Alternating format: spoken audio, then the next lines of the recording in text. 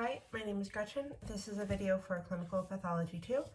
My student ID is E3259897 and we are in spring 2020.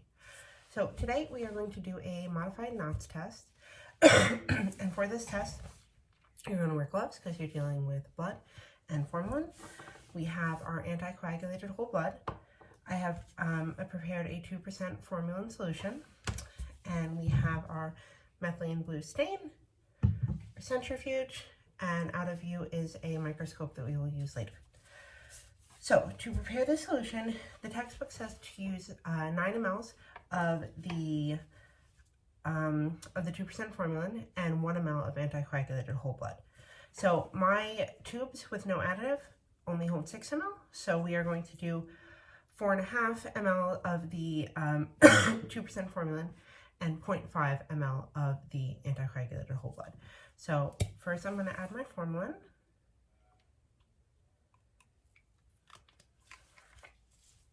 And then I will take my anticoagulated whole blood sample.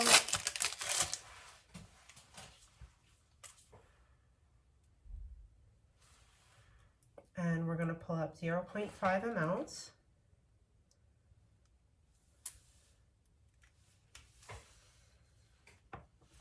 We will add that to our tube.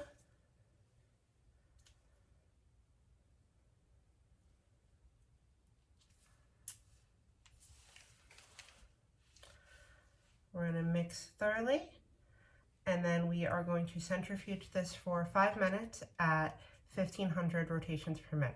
Okay? So we'll use our balance.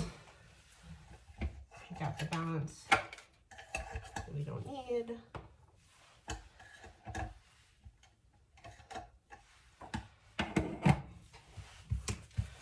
Set our rotation per minute to 15, and we will start our timer. Okay, so we are all done spinning, and now we are going to take a look at our sample. Okay, so there we go. We are going to use a pipette to discard of the supernatant.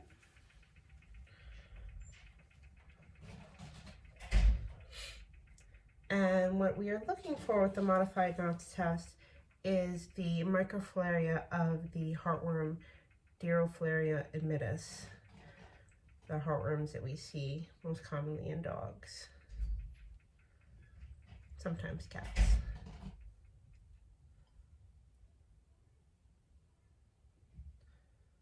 Okay, so we have discarded of all of the supernatant, and now we're going to add a drop of methylene blue. Okay. We'll use our pipette to mix this up.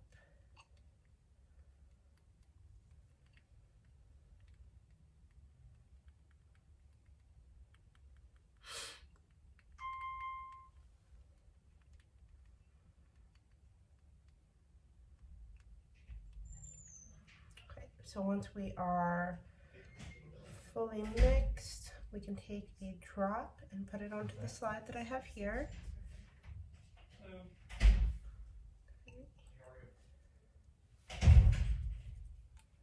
And then lastly, apply a cover slip.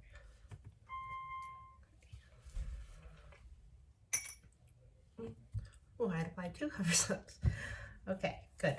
So we will now read this under the microscope. So we have turned our camera around, and now we are going to read our slide. So you will put your slide in the tray. Make sure we're positioned properly. We start at 4 power, which is 40 power, because we have our ocular lens, which is 10 power. Okay.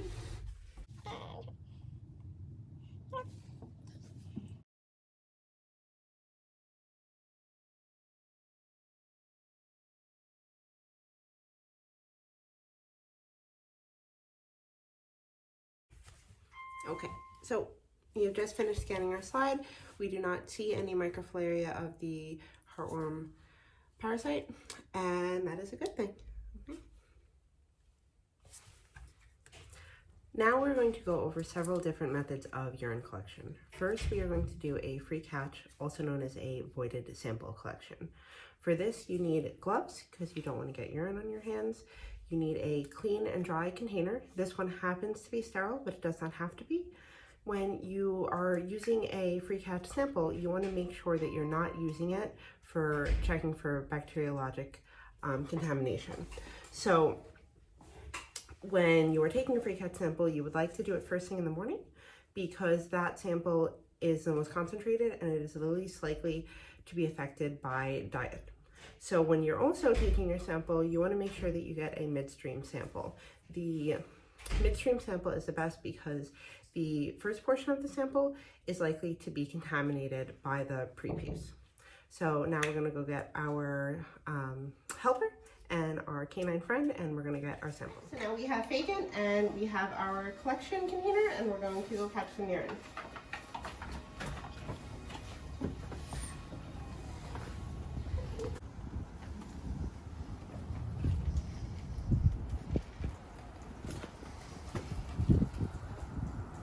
Okay, we have our sample. So we just brought Fagin's urine sample back in. We wanted to take a moment to look at our sample, and it is a dark yellow, maybe light orangish color, and it has a moderate amount of turbidity. It's not extremely clear, but it's not extremely cloudy either. So now we will send this out for urine analysis. Now we're going to review 4 different types of fecal examinations that you could do in-house. The first we're going to look at is a simple fecal flotation. So we have all of our supplies here. We have a fecal flotation container, our fresh feces sample, an empty container to mix. We have our sodium nitrate fecal float here. We have a tongue depressor and a Q-tip for mixing, a gauze to strain, a timer, cover slips, and slides. So first thing you're going to do is take your empty container and add 2 to 5 grams of fresh feces. We have here. Okay.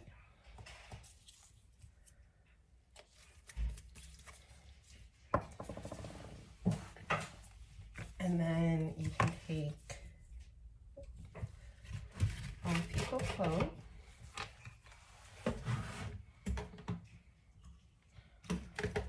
And we're going to add approximately 30 ml.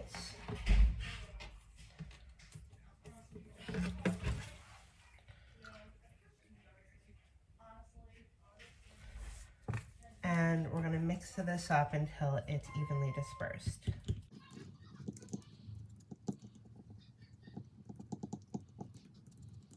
So fecal flotation solutions are prepared to have a higher specific gravity than the ova that we are looking for on the flotation. So the ova will rise to the top and the solution will settle at the bottom.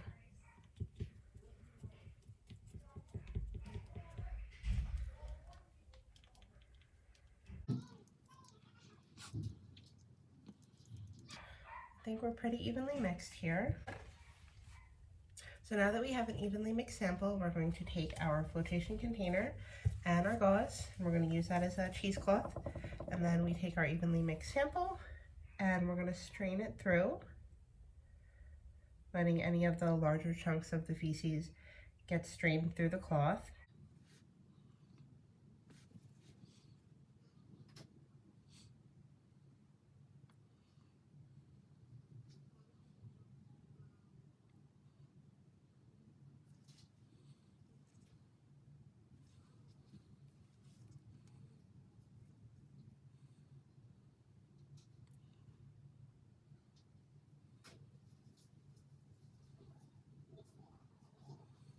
Okay, so we'll take this larger chunk and dispose of it. And then we don't quite have the meniscus that we want, so we are going to take a little bit more of our flotation solution and add it so that we can place our cover slide on top.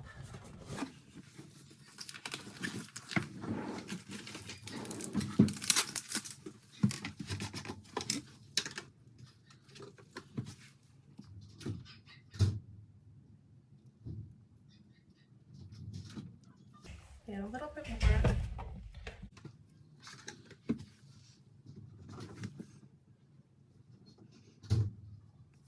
Okay, so now we will take our cover slide and sit that on top. And we're going to set a 15-minute timer. And in 15 minutes, we will read our sample.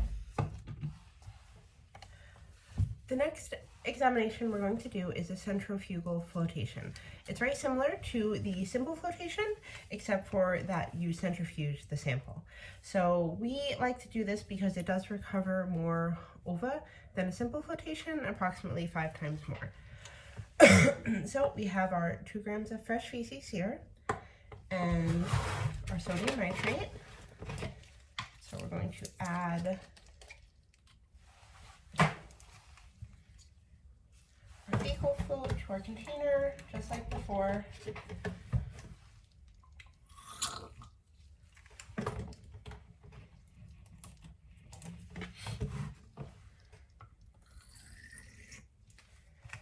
And mix our sample thoroughly.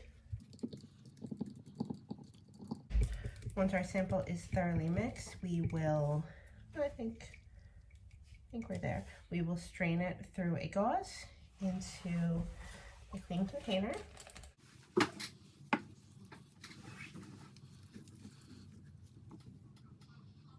And just like before, any large pieces of fecal matter will get caught in the gauze and discarded.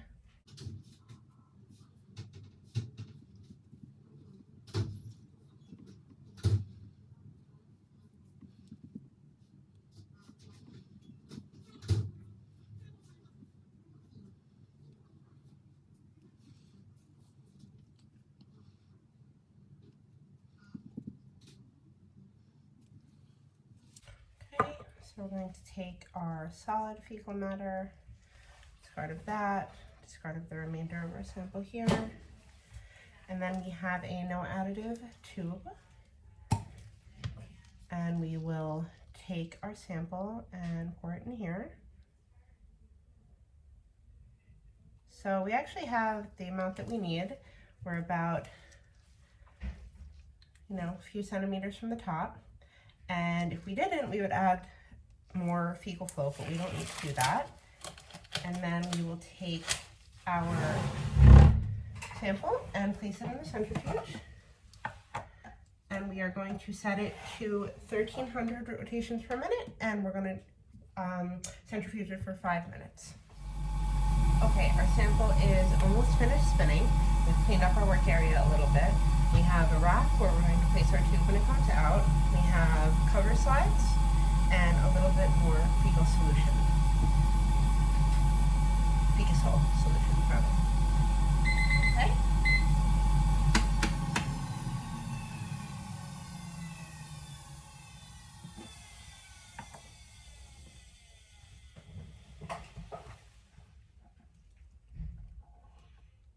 Okay, so we take our sample out, and this is what it looks like. We have the fecal sediment at the bottom. Okay, so we are going to take our sample, take the top off, and place it here in the rack. And then we'll take the rest of the fecal solution and gently add it until we have that same meniscus that we were looking for before.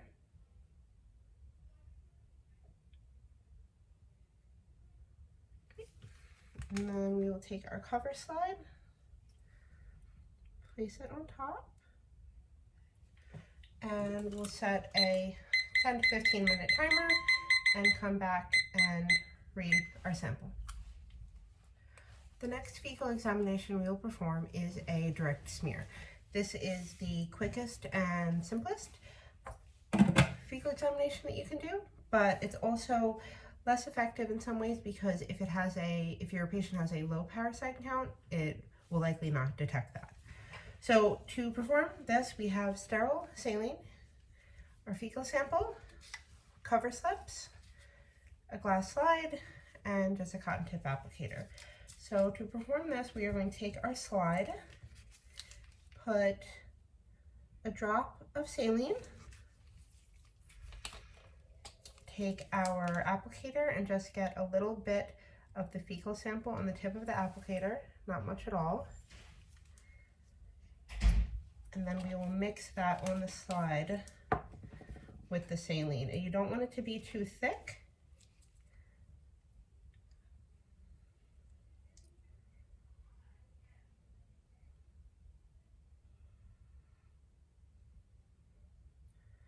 I think we're a little thick, so I'm going to add another drop of saline.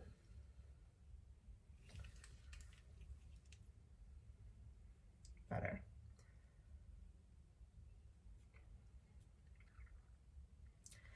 And then you will take your cover slide, place it on top, and you're ready to read your direct smear.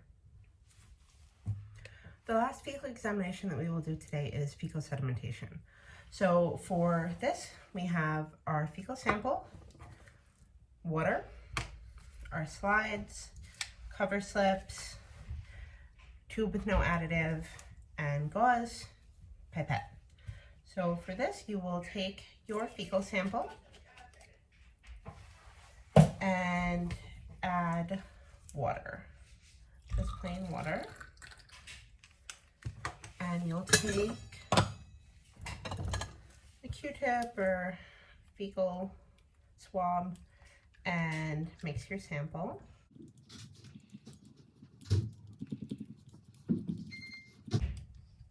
So you will use this method when you are concerned about ova that are large, right? So if they're too large to be seen on fecal flotation, you'll use this method. This is usually for flukes or things like that. So we are all mixed up, I think. So we will strain our sample.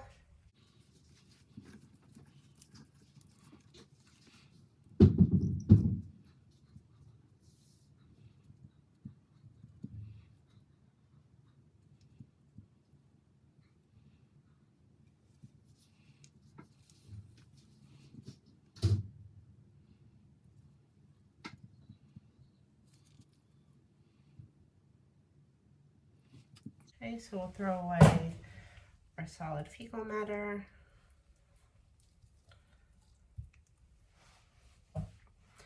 And pour what is left into the non-additive tube.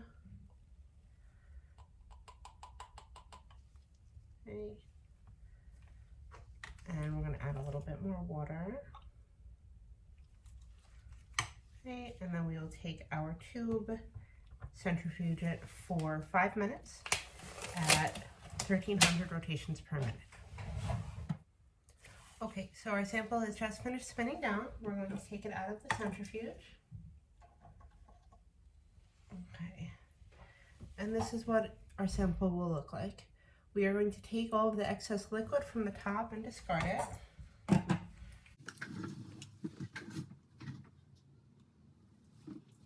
We're just using a pipette to keep off the excess liquid.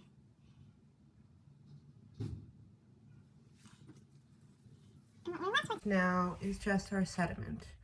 So we're going to take a bit of our sediment with our same pipette.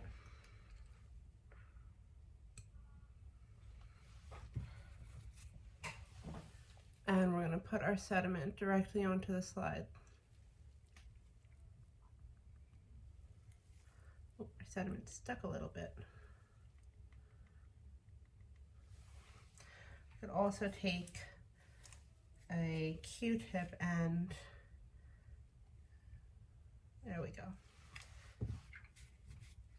And put our sediment on our slide. Okay, and then we will take a cover slip, place that on, and read our sample. So we are going to do cystocentesis now. We have Dory here. So the items you need to perform a cystocentesis are gloves, alcohol, a 10 ml syringe, 22 gauge needle, and then a no additive container for your sample. So we want to get cystocentesis because we want our sample to not be contaminated by any bacteria, so we can send it out for a culture and sensitivity. Alrighty, so Amanda's going to position Dora in lateral recumbency, and we are going to set up our needle. First, we are going to isolate our bladder. We're going to palpate and isolate our bladder. And you can also use an ultrasound to do an ultrasound guided cystocentesis, but we are not going to do that. We are just going to palpate. So she does have a bladder, and we're going to spray a little alcohol.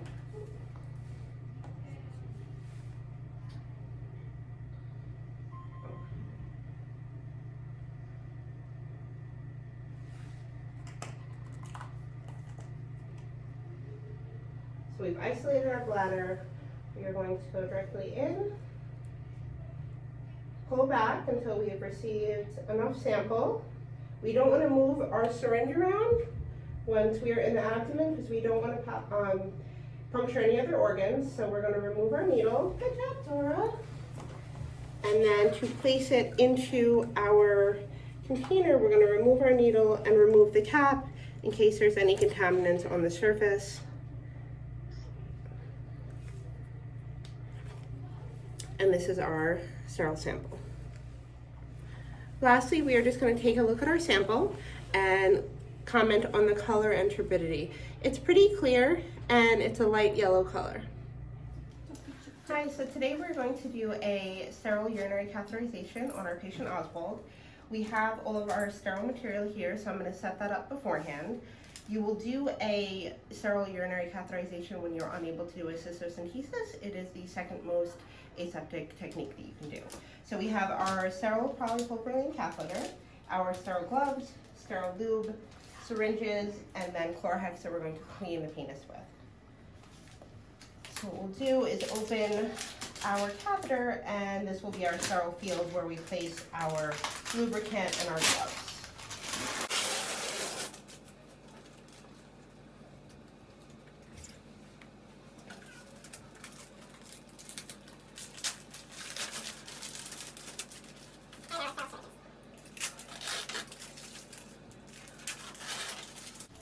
Okay, so we're going to place Oswald in lateral recumbency. Jordan is going to extrude his penis, and then we will clean it. Okay. Just going to reposition our camera. Give me 1 second.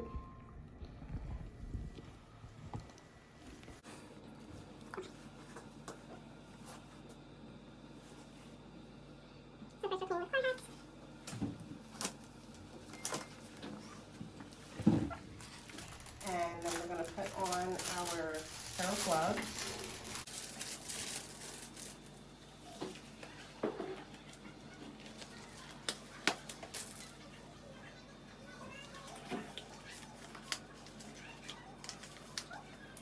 And we'll take our catheter, our lubricant, and we'll take our syringes and make sure they're close.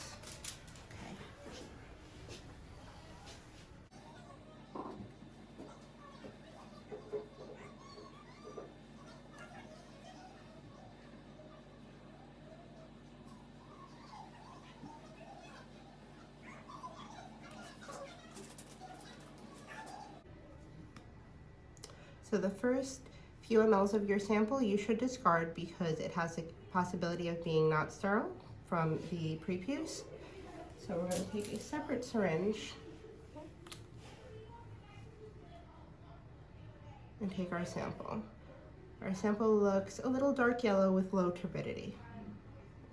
When you're done, copy sample for either placement into a tube, and we're going to slowly remove our catheter. Hi, we're here with Lexi today. She came in with shaking her head, scratching her ears. Upon examination, the doctor noticed some redness and swelling in her ear canals, so we're going to take a sample for cytology. So we're going to take a sample from each ear because it could be that she has one infection in one ear and another infection in the other ear. So her ear canal is pretty closed off, but we're going to get as much as we can. We're going to get a good sample. Okay.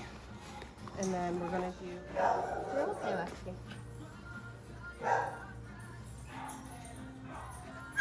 Okay, all right. So then we're going to break this to signify that it's from the left ear for when we make our slides. So now we're going to take the samples that we took from Lexi's ears, we're going to stain them and look at them under the microscope. So what I didn't mention before, it was kind of loud in our treatment area, was that we used a sterile Q-tip and it was moistened with sterile saline prior to getting the sample from Lexi.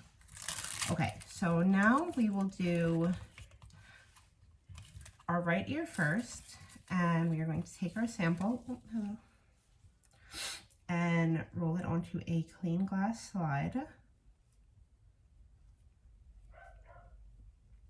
And we're going to heat fix our sample, and doing that will also help dissolve any wax that may have been on our sample. So we're not going to do a ton, we're not going to really heat it up, we're just going to do one pass under. There we go. And now we're going to set this to the side and get our stains ready. So we have the Div Quick stain here. So we have our 3 different stains.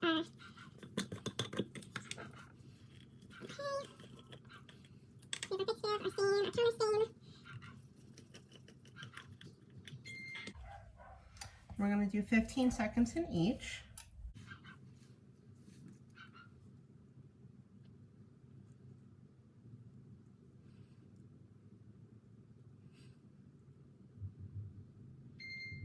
In between, you'll blot it, just the tip of it, so any excess stain can fall off onto a paper towel and not contaminate the other stains.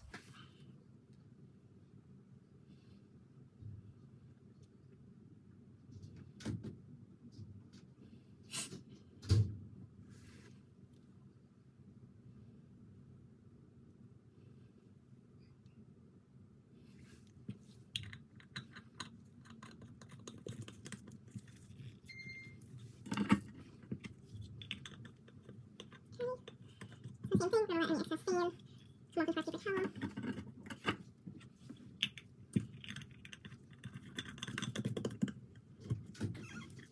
And then I have a syringe pre-filled with a little water, and we can drip some water, some distilled water, onto the back of our slide just to kind of clear off any extra stain that's hanging out there.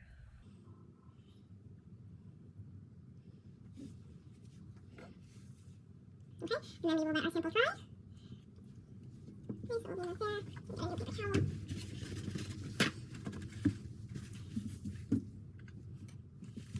Discard of everything else for now until we're ready to read our other ear.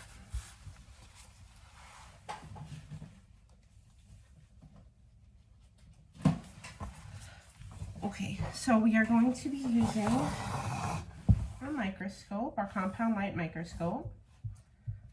Okay. And we will start out by placing our slide on the stage. We're going to take our gloves off at this point.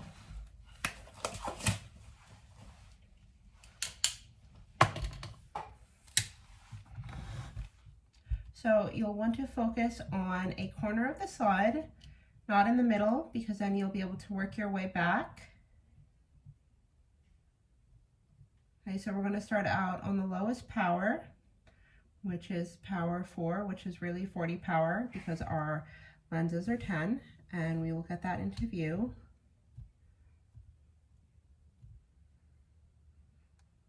So once we are in view here, we are going to move up to 10.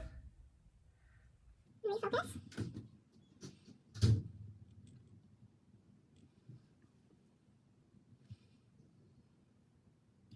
There we are. We will do the same thing for 40. When you read ear cytologies, you have to read them on 100 power. So for 100 power, you have to use immersion oil. So everything up until 100, you do not have to use immersion oil. Then you do.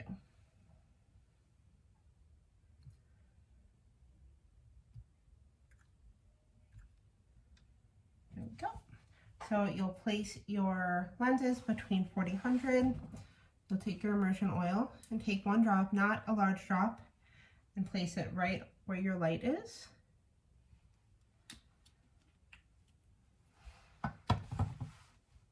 And then we'll move to 100 and we refocus. And now we scan the slide and check for yeast, cocci, and rods. Okay, so we're in focus and we're going to start scanning our slide.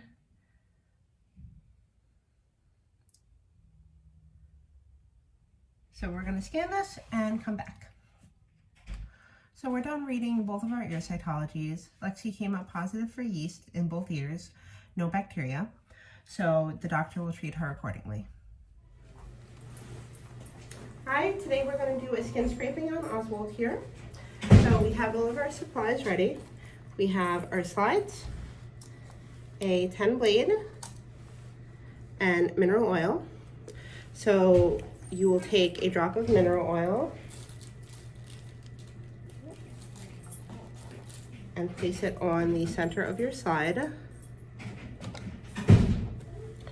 And then you will take your blade and coat the tip of your blade in the mineral oil. And then you will locate a lesion on your patient and isolate that lesion and kind of hold the skin up.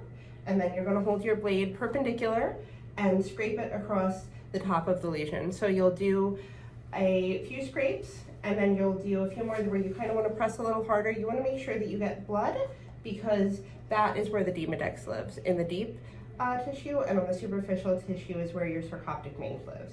So we're going to get our sample.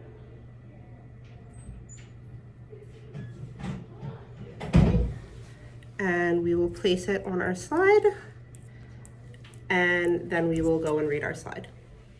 So we use our compound light microscope to evaluate our skin scraping. So just as we did with our ear evaluation, we started at 4 power and then moved up to 10, and we stopped at 10. We did not find any mites on Oswald, so we did not find any Demodex or sarcoptic mange, and that was the result of our evaluation.